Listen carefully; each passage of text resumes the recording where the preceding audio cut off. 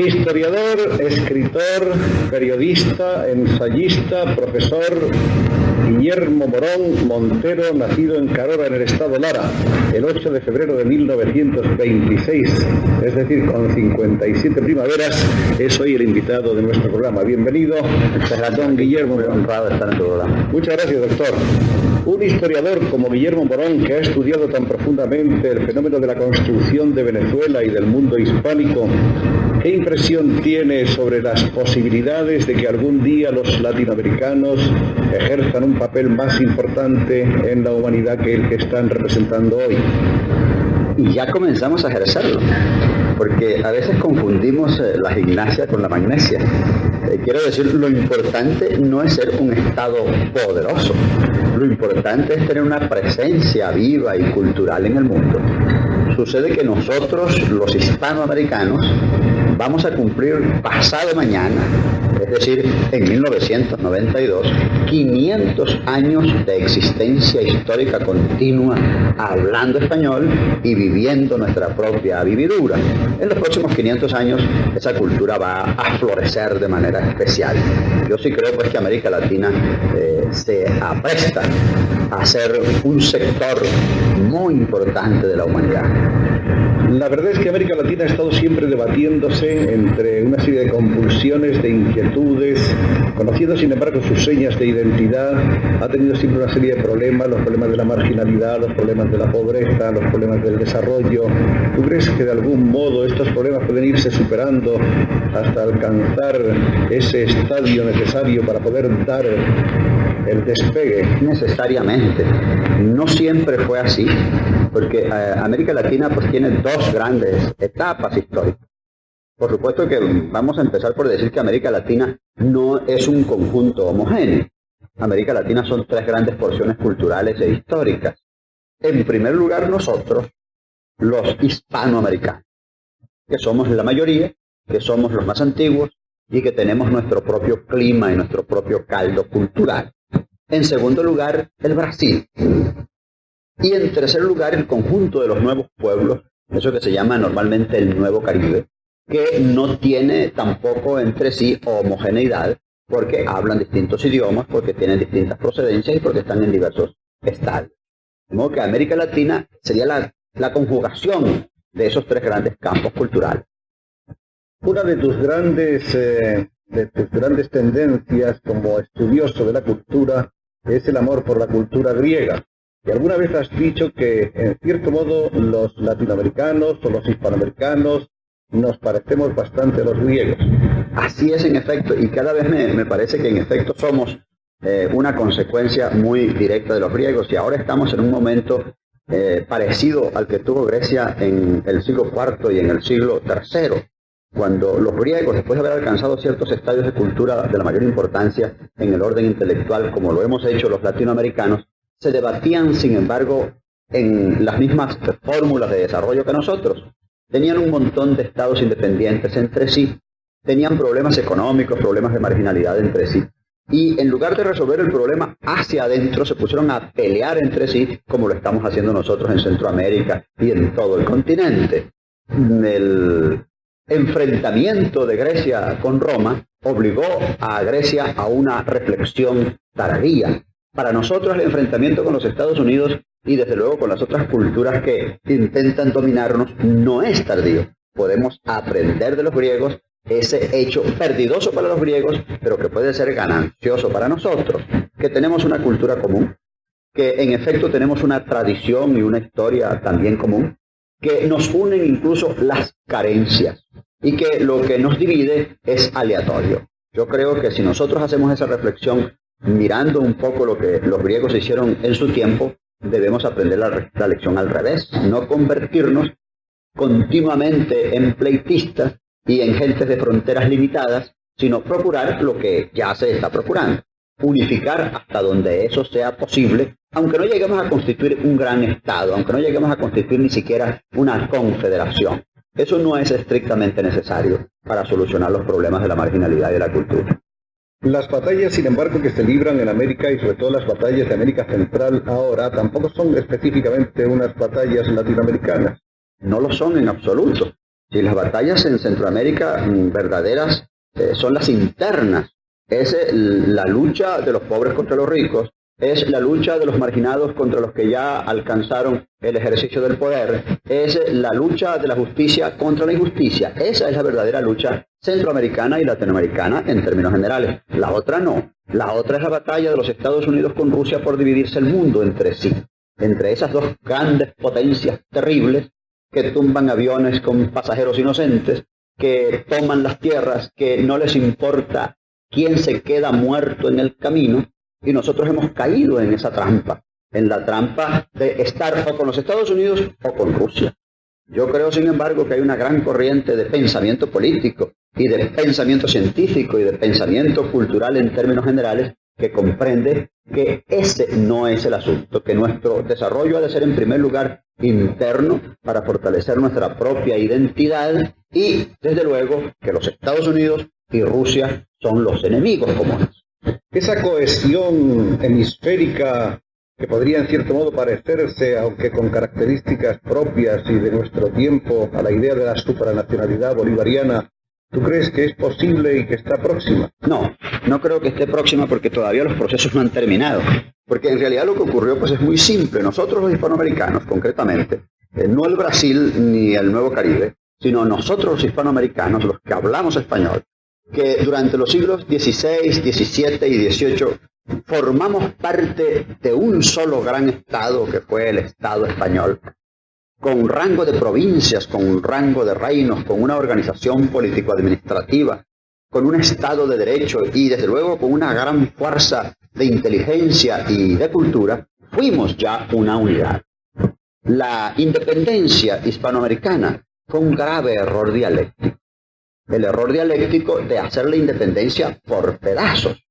Bolívar comprendió ese grave error dialéctico que se planteó a medida que se producía la independencia. Y entonces Bolívar quiso corregir ese error dialéctico regresando a una determinada unidad. Por supuesto que él planteó también la unidad antigua sin decir que era la unidad antigua. Planteó la conveniencia de que todos los países hispanoamericanos formáramos una confederación de pueblos, lo que él llamaba la nación de los pueblos de lengua española. Pero por supuesto, en la práctica, Bolívar quiso organizar, aunque fuera dentro del territorio donde él ejercía su influencia inmediata, una unidad parecida a la que tuvimos durante los siglos XVI y XVII, pero desde luego dentro de los nuevos términos, dentro de la república, dentro de la democracia, dentro del sistema liberal, diferente a los 3 siglos anteriores. De modo que yo no creo que esté planteado en estos momentos en América Latina y ni siquiera en pedazos de Hispanoamérica como Centroamérica la formación de un Estado, de una comunidad política unitaria. Tampoco es estrictamente necesario, repito, yo no creo que sea necesario que hagamos grandes estados. Lo importante es que los estados que ahora existen tomen conciencia de sí mismos, se desarrollen a sí mismos para poder lograr integraciones de carácter económico, integraciones de carácter político, para con esas integraciones de carácter económico y de carácter político afrontar en primer lugar el propio desarrollo y luego, desde luego, los peligros externos que significan los imperios actuales en el mundo. ¿Tenemos ideas y conceptos propios para afrontar todo esto? Sí, y los tenemos heredados de nuestra propia cultura. Porque en realidad todos los problemas planteados en el orden filosófico, en el orden político durante el siglo XIX, en la segunda mitad y finales del siglo XVIII y principios del siglo XIX, no fueron inventados por los libertadores. Era lógico que no fueran inventados. Nada se inventa desde ese punto de vista social y político. Viene de una determinada herencia cultural. De modo que los proyectos de organización política, los proyectos de organización social, los proyectos de organización económica y los proyectos de organización cultural implementados con el proceso de la independencia tenían una larga herencia. Voy a dar un ejemplo. La palabra justicia, por ejemplo. Simón Bolívar quiso, con el proceso de la independencia, establecer una justicia común. Ahora, la palabra justicia no la estaba inventando Bolívar, ni nos provenía la palabra justicia con su aditamento de justicia social o de justicia política de los franceses, ni de los norteamericanos, ni de los ingleses, como a veces se ha dicho de manera exagerada y por desprecio a nosotros mismos. Sucede que la Constitución del Estado español La constitución sobre la cual se formó el Estado español en el siglo XVI en Venezuela y en todos los países hispanoamericanos estaba fundamentado en la tercera partida del rey Alfonso el Sabio, que era la constitución política y la constitución social del Estado español. Y en la tercera partida se contempla cómo el Estado existe exclusivamente para hacer justicia. Y se plantea incluso la teoría de que aquel Estado o aquel gobierno que no cumpla la justicia social debe desaparecer y que el pueblo debe recuperar su soberanía, que fue lo que se intentó hacer con la independencia, la recuperación de la soberanía por parte de las ciudades, por parte de las provincias y por parte del pueblo en general, para transformar un sistema monárquico en un sistema republicano. Podemos considerar como una de esas instituciones propias y heredadas el poder municipal, por ejemplo. Es el más importante de todos, porque en efecto el poder municipal, que hoy, de acuerdo con la Constitución de 1961, es una autonomía, tiene su propia soberanía y su propia capacidad de desarrollo, no fue inventado por los constitucionalistas de 1961. Nosotros, en Hispanoamérica y principalísimamente en las ciudades venezolanas, tuvimos esa autonomía municipal durante el siglo XVI. Desde el primer momento. La primera autonomía municipal arrancó con la creación de la ciudad de Nueva Cádiz en la isla de Cubagua, que tuvo su existencia entre 1510 y 1545. Era un fastuoso asentamiento de gran prosperidad económica. Increíble para ser. Una prosperidad económica tan importante relativamente al tiempo como la prosperidad del petróleo que está feneciendo. Los venezolanos del siglo XVI se comieron toda la riqueza perlera de Nueva Cádiz, como se comieron también toda la riqueza perlera en el Cabo de la Vela, en Nuestra Señora del Rosario, que fue otra ciudad muy poderosa desde ese punto. La de Nueva Cádiz es asombroso porque es que era una isla que no tenía ni vegetación ni agua. Igual a como está ahora. Y había que transportarlo todo por galeras. Había que llevarlo desde las costas de Cumaná y desde Margarita.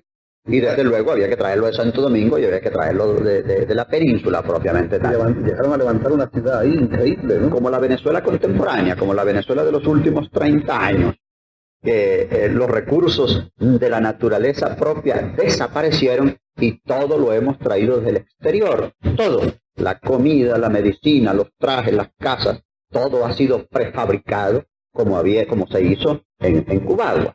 Y a pesar de que los historiadores y los escritores como don Enrique Bernardo Núñez han expuesto a la conciencia nacional el caso de Cubagua, no nos hemos aprendido la lección, desgraciadamente. Bueno, lo de Cubagua dicen que terminó por un maremoto, ¿no? Por un maremoto, pero también por la explotación irracional.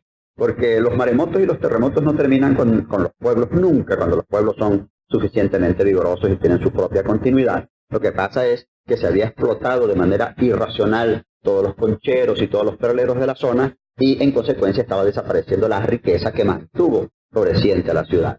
Pero regresando a lo del poder municipal, después de la experiencia de Nueva Cádiz, se estableció la misma experiencia en todas las ciudades venezolanas.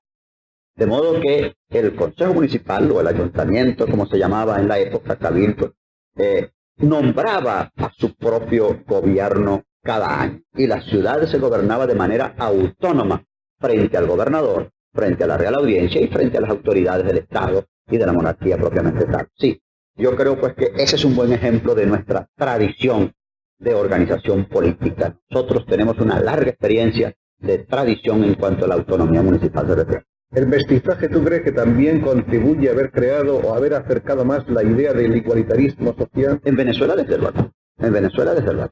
El igualitarismo social venezolano y esta tendencia igualitaria política y de toda naturaleza que tiene el venezolano no ha sido inventada pues, por la democracia representativa, que lo que ha hecho es afianzarlo. Y la democracia representativa ha cuajado bien en Venezuela durante estos últimos 25 años gracias a esa larga tradición de mestizaje y en consecuencia de igualación social. Tampoco la hizo la guerra federal, como suelen decir algunos historiadores, sin examinar profundamente el fenómeno. En realidad Venezuela es uno de los pocos casos donde el mestizaje se realizó a profundidad ya durante los siglos XVI, XVII y XVIII. Hasta tal punto que en el siglo XVIII, del millón de habitantes que había en las provincias venezolanas, que van a conformar después el territorio de la República de Venezuela, 800 eran como yo, pardos, mestizos antiguos, mezcla de españoles, indios y negros, durante los siglos XVI, XVII y XVIII. Sí, el mestizaje es una de las grandes tradiciones sociales del país venezolano y de algunos otros países hispanoamericanos, porque no en todos los países hispanoamericanos se ha realizado el mestizaje a profundidad.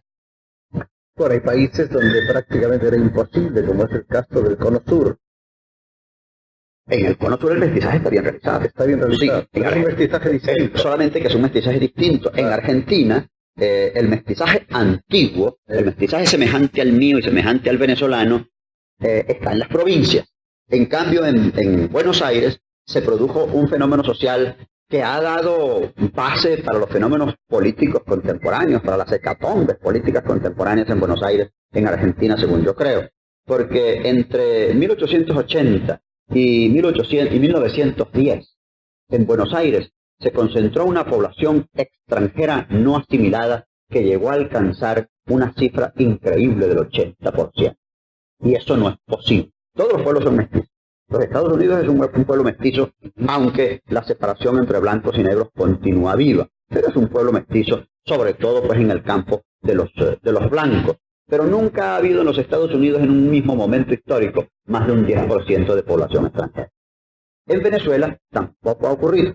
Hemos llegado en estos últimos tiempos, y especialmente en la década de los 50, a tener presencia extranjera abundante, pero que no se sobrepuso al mestizaje antiguo, sino que lo fortaleció. Porque además eran los mismos elementos, ¿verdad? Especialmente españoles, portugueses y italianos. ¿Tú crees entonces que los países hispanoamericanos pueden realmente llegar a jugar un día un papel de amplia cooperación unificadora, aunque cada uno con el mantenimiento de sus propias costumbres, de su propia manera de ser, de sus señas de identidad, puesto que los países hispanoamericanos somos en realidad muy distintos, aunque tengamos el denominador común de la lengua y de la cultura? Somos distintos, pero con grandes denominadores comunes. Las diferencias que existen entre un mexicano y un venezolano, por supuesto que son importantes. Sin embargo, hay un gran denominador común. El hecho de que hablemos una sola lengua. El hecho de que durante 3 siglos hayamos constituido parte integral de un mismo Estado, eso ya demuestra que tenemos también muchas semejanzas. Sí, yo creo que el destino político, el destino económico, el destino social y el destino cultural de nuestros pueblos ha de afianzarse sobre las actuales nacionalidades, con las modificaciones del caso. Yo en eso también estoy convencido que habrá necesidad de reformar, de ablandar las fronteras políticas. Siempre y cuando los Estados Unidos nos dejen paz, que nos deje pelear con Colombia, que nos deje pelear a nosotros entre sí, para que nuestras peleas no sean profundas, que no lleguemos a las garras. Allí es donde está la inteligencia de los países latinoamericanos. Claro está que es necesario que soportemos los avatares de las influencias, especialmente de los Estados Unidos y por supuesto y también de las ideologías extremas. El caso concreto pues de Rusia, que es la otra gran potencia. Y las dos potencias tienen mucho interés en dividirnos, en mantenernos peleando, para poder naturalmente usufructuar los beneficios de esas peleas. ¿Y qué papel puede jugar en todo esto, en los 500 años venideros, la nueva, democrática y efervescente España? Pues los españoles fuimos nosotros durante 300 años. Todos mis antepasados, a niveles populares, yo soy un hombre que proviene directamente del pueblo, fueron españoles. Tan españoles como fue Simón Bolívar. Simón Bolívar nació español. De modo que tenemos esa señal de identidad. En este momento España está en una situación muy difícil. Se ha reducido al mínimo desde el punto de vista de la fuerza del Estado. Eso ocurre con todos los grandes pueblos, con todos los grandes imperios.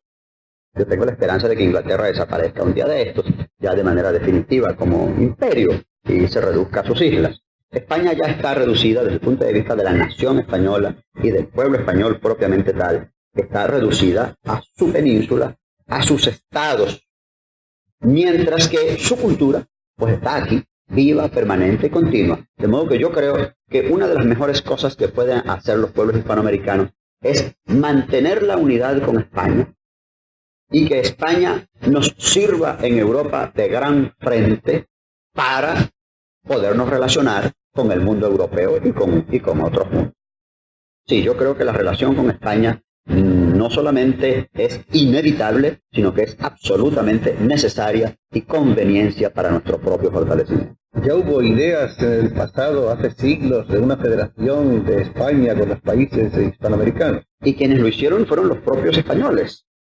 Simón Bolívar y los libertadores se encontraron con realidades concretas establecidas. Carlos III y Carlos IV intentaron hacer con los reinos de las Indias una confederación. Intentaron hacer 5 grandes estados en América para confederarse con el Estado español central, que habría sido el encabezado por Castilla, el encabezado por España peninsular. Ahora, esa confederación no se llegó a realizar porque se atravesó pues el proceso dialéctico de la independencia y la decadencia del imperio español propiamente tal. Pero sí, una confederación fue planteada y yo me imagino que muchas veces se continuará ese planteamiento. Simón Bolívar replanteó la posibilidad de una confederación de los pueblos y de las naciones que surgieran de los procesos independentistas.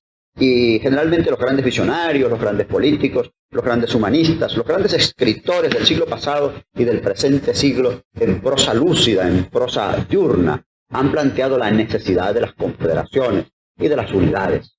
Yo no creo que esté próxima a una confederación política.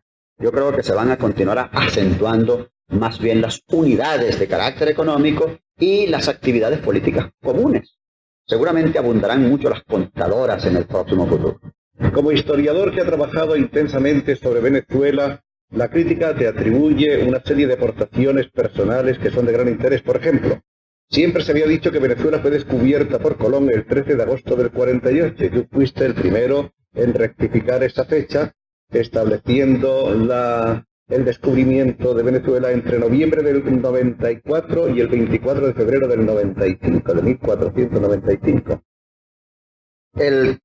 Quien hizo el estudio a profundidad fue un historiador español llamado Juan Manzano y Manzano. Yo lo que he hecho es divulgar. Pero no se sabía. No se sabía, sí. En realidad, pues en Venezuela, pues yo lo traje por primera vez.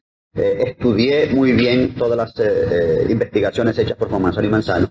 Le publicamos en la Academia Nacional de la Historia, cuyo catálogo traje ahí. Estoy cumpliendo ahora 25 años de estar al frente de esa dirección de publicaciones. Y esa investigación de Manzano y Manzano, que me ha parecido sumamente seria, en efecto modifica la fecha del descubrimiento. Rejuvenece el descubrimiento en 4 años. Así es. Y la existencia del país y del continente propiamente tal. Otra cosa es que la llamada época colonial, llamada así por la mayoría de los historiadores y de los cronistas, tú la bautizas en tu historia como época provincial, diciendo que Venezuela no era colonia del Imperio Español, sino provincia. Ese sí es un resultado de mi investigación, de los 25 años de investigación en relación con la historia de Venezuela y por supuesto con la historia de España en América. Porque yo me trasladé a España en 1950, comencé a investigar en los archivos. Esa historia de Venezuela es el 5º tomo, son 5 tomos. Este es el 5º sobre la nacionalidad. Ese es el producto de 25 años de investigación. Y en efecto, esa que no es una teoría, sino un resultado práctico de la investigación documental, ha sido ya aceptada por los grandes historiadores de América y de España, porque esa es una realidad concreta. No es un planteamiento teórico, no es un a priori, sino un a posteriori. Conocido la documentación, estructurada debidamente esa documentación, da como resultado pues lo que ya hoy es un lugar común. Nosotros durante los siglos XVI, XVII y XVIII estuvimos en el mismo pie de igualdad jurídico que todos los reinos y que todas las provincias de cualquier parte del Estado español. No con sentido colonial, sino simple y llanamente con sentido provincial, porque la provincia fue la unidad político-administrativa sobre la cual se fundamentó toda la organización del Estado español en los reinos de las Indias. Hay otra cosa también que destaca, entre otras muchas, de tu historia de Venezuela, que es, en el estudio sobre la independencia, aseguras que no fue la independencia un movimiento del pueblo, un movimiento popular, sino un movimiento de la élite. Sí, eso es muy claro también, ¿verdad? Toda la documentación lo demuestra y todos los investigadores, incluso aquellos más reticentes, ya saben que la independencia no podía ser un movimiento popular.